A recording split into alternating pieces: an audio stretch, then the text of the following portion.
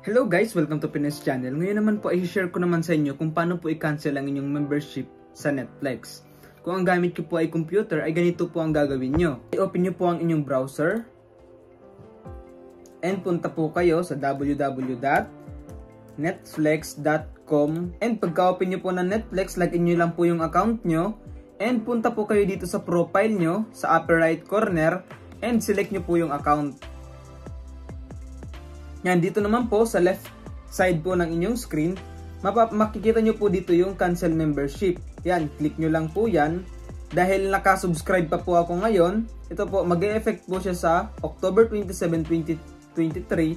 And kahit na-cancel ko na po ito ngayon, ay makakapanood pa rin po ako. Kung cellphone naman po ang gamit nyo, ganito po ang gagawin nyo. Open nyo po yung Netflix app. And dito po sa baba, yan, punta po kayo dito sa My Netflix. And dito po sa taas naman, upper right corner, may tatlong guhit po dito. Click nyo lang po yan and punta po kayo dito sa account.